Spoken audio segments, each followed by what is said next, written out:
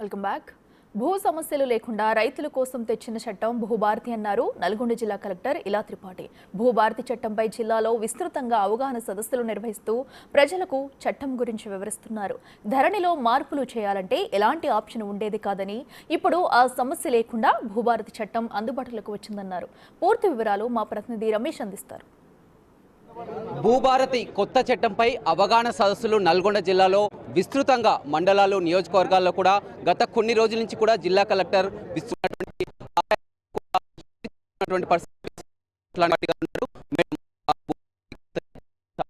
సదస్సులు నిర్వహిస్తున్నటువంటి పరిస్థితి కనిపిస్తుంది.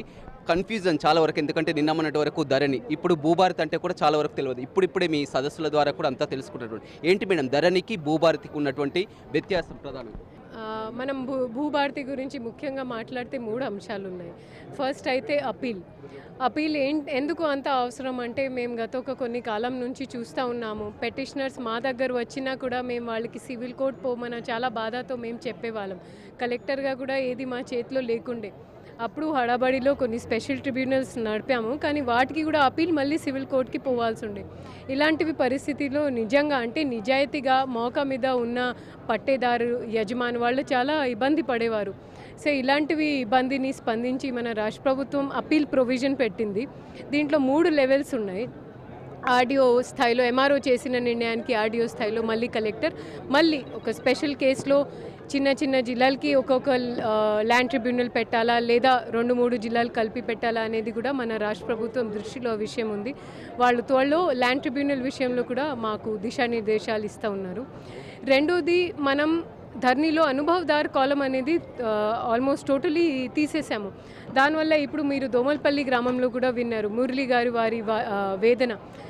నిజంగా ఒక పట్టేదారు భూమి మీద ఉంటే కనుక తన దగ్గర సరే అప్పుడు గతంలో ఉన్న ఇన్ఫార్మల్ ప్రక్రియలో ఏదైనా కాగితాలు ఉంటే కనుక నిజాయితీగా బెనిఫిట్ ఆఫ్ డౌట్ ఇలాంటివి పట్టేదారికి మనం ఇవ్వాల్సిందే. సో మన రాష్ట్ర ప్రభుత్వం కూడా ఇది ఏదైతే సవరణ కార్యక్రమం ఉందో దీన్ని కూడా దృష్టిలో పెట్టుకొని ఫస్ట్ రికార్డ్స్ని అప్డేట్ చేయమని చెప్తుంది. Benefit of doubt to the farmer, burden of proof on the revenue department. మన సెక్షన్ 4లో ఇప్పుడు ఏదైతే పేర్లు ధరణిలో ఎక్కలే కొన్ని కారణాలతో, కావాలని కావచ్చు, నజర్ అందాజీలో కావచ్చు, వాటిని కూడా ఇప్పుడు ఎక్కిపించే కార్యక్రమం మనం భూభారతి పోర్టల్ ద్వారా తీసుకువస్తూ ఉన్నాము. మూడో వచ్చేసి మీరు చూస్తూ ఉన్నారు, నేను ఆల్మోస్ట్ 8 మండలాలు తిరిగాను. వాయిబాట కబ్జా గురించి ప్రతి ఒక్కరు బాధపడుతూ ఉన్నారు. ఎందుకంటే ఇప్పుడు ఉన్న వ్యవస్థలో, ధరణి ఉన్న వ్యవస్థలో మేము వాళ్ళని సివిల్ కోర్ట్ అనేది మేము పక్కన పెట్టేవాళ్ళం. కానీ ఇప్పుడు ఫస్ట్ అయితే మనం మ్యూటేషన్ చేసేటప్పుడు వాళ్ళని సరిహద్దులు 4 బౌండరీస్లో ఎవరెవరు కబ్జాలో ఉన్నారు, తర్వాత జియో కోఆర్డినేట్స్ రికార్డ్ చేయమని ఇప్పుడు మనం చెప్తా ఉన్నాము. దీంతోపాటు ఇలా చేయాలి అంటే విసిల్బాటు ఉండాలి, సర్వేయర్స్ ఉండాలి. సర్వేయర్స్ని కూడా మన రాష్ట్ర ప్రభుత్వం చాలా మంచి మనసుతో లైసెన్స్డ్ సర్వేయర్, వాళ్ళు గవర్నమెంట్ ఎంప్లాయీ ఉండాల్సిన కూడా అవసరం లేదు, ఎందుకంటే నిజంగా సర్వేయర్ కొరత ఉంది. లైసెన్స్డ్ సర్వేయర్స్ని ఎంపానల్ చేస్తూ ఇలాంటివి సర్వేయర్స్ నిర్వహించడానికి వాళ్ళని నియమిస్తుంది. సో అది కూడా ఒక చరిత్రాత్మక మార్పు. ప్రతిదీ కూడా మీరు ఏంటంటే మారుమూల ప్రాంతాల్లో కూడా చూస్తున్నాం. చింతపల్లి అటు గిరిజన తండాలకు వెళ్ళినప్పుడు కూడా బోర్డుపై ఎక్స్ప్లెయిన్ చేస్తూ కూడా చాలా క్లియర్గా వారికి అర్థమయ్యే ఎగ్జాంపుల్ సాదాబైన ఉన్నారు. 2020 కటాఫ్ ఇప్పుడే కాకుండా కూడా అలాంటి విషయాలన్నీ కూడా వారికి చెప్పడం రీచ్ కావడం. అవును, ఎందుకంటే మనం అధికారి పరంగా మేము చట్టం సెక్షన్స్ అవి అన్నీ చెప్తూ ఉంటాము. బట్ నిజంగా ఒక రైతులకి చెప్పినట్టు ప్రాంతం మళ్ళీ వచ్చిన ఒక ఎస్టీ బిడ్డకి నిజంగా ఈ చట్టంతో ఏం లాభం అనేది అర్థమయ్యేంత వరకు మేము సింపుల్ భాషలో చెప్పబోతూ ఉన్నాము. మేమైనా, మా ఆర్డీఓ అయినా, సబ్ కలెక్టర్ గారైనా. ఇందులో మా రిక్వెస్ట్ ఏంటంటే, కొన్ని విషయాలు మేము ఇక్కడ చెప్పి ఉండవచ్చు, కొన్ని మేము మర్చిపోయి ఉండవచ్చు. ఎందుకంటే ఇది ఒక సమావేశం. దీని గురించి వాళ్ళకి ఉన్న సమస్య గురించి ఏదైనా వాళ్ళకి అవగాహన కావాలంటే తప్పకుండా వాళ్ళ ఎంఆర్ఓ ఆఫీస్లో చెప్పాల్సిన అవసరం ఉంది. విడుదల అయిన భూభారతిలో గతంలో 30-35 ఉండే. దీనివల్ల చాలా మటుకు సర్వర్ ఇష్యూస్ కూడా తగ్గుతుంది. చాలా సాంకేతికంగా శాస్త్రీయమైన తరీకాతో డెవలప్ అయిన ఇది ఒక మాడ్యూల్. సో రైతులు సోదరులారాతో నా రిక్వెస్ట్ ఏంటంటే, ఇప్పుడు కూడా కొన్ని అపోహాలు ఉంటాయి. నేను ఇంకా ఒక 20-27 మండలాలు నేను తిరగాల్సి ఉన్నాయి. తప్పకుండా విజిట్ చేస్తాను. వీళ్ళంత వరకు వాళ్ళకి ఉన్న అపోహాల్ని నేను సమాధానం చేసే కార్యక్రమం చేస్తాను. ముటేషన్ విధానంలో కూడా ఈ కొత్త చట్టంలో చూసినట్టయితే 30 డేస్లో కూడా ముటేషన్ కాకపోతే ఆటోమేటిక్గా అది ఎందుకంటే ఇప్పుడు నేను ఒక ల్యాండ్ కొన్నాను అనుకోండి, నేను రిజిస్ట్రేషన్ చేసిన తర్వాత మళ్ళీ ఎందుకు ఒక ఎంఆర్ఓ విచ్చలవిడిగా నన్ను తిప్పాలి?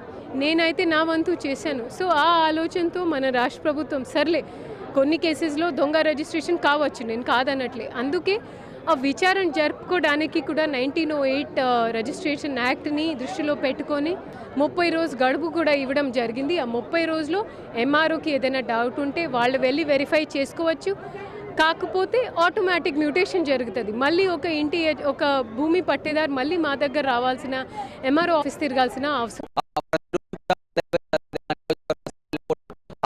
అవగాహన నిర్వహిస్తున్నటువంటి పరిస్థితి. గతంలో ధరణి చట్టంతో ఆ కాంగ్రెస్ ప్రభుత్వం అధికారంలోకి వచ్చే ముందు మేనిఫెస్టోలో కూడా చెప్పడం జరిగింది, ధరణిని పూర్తిగా కూడా ఎత్తివేస్తాం, భూభారతి చట్టాన్ని తీసుకొస్తామని కూడా చెప్పడం జరిగింది. అందుకు అనుగుణంగానే ధరణితో చాలా వరకు రైతులు గతంలో ఇబ్బంది పడడం జరిగింది. ఎలాంటి అప్పీల్ అవకాశం కూడా లేదు, మార్పులు చేర్పులు చేయాలని కానీ ఎలాంటి అధికారం ఉండకపోయేది. కానీ ఇప్పుడు భూభారతి చట్టంతో రైతులకు పూర్తి హక్కులు కల్పించేందుకు ఈ కొత్త చట్టం అంటున్నారు. ఈ కొత్త చట్టంపై పూర్తిగా అవగాహన కార్యక్రమాలు అయితే జిల్లా కలెక్టర్ తరచూ చేస్తున్నటువంటి పరిస్థితి నల్గొండ జిల్లాలో కనపడుతుంది.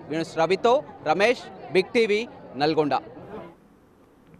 బట్టతలపై వెంట్రుకలు మొలిపిస్తానంటూ ఇటీవల హల్చల్ చేసిన వ్యక్తి గుర్తున్నాడా? అతడు మళ్ళీ ఓల్డ్ సిటీలో ప్రత్యక్షమయ్యాడు. తనపై కేసులు నమోదయ్యాయని పారిపోయాడంటూ ప్రచారం జరిగింది. అయితే తాను ఎక్కడికి వెళ్లలేదంటున్నాడు.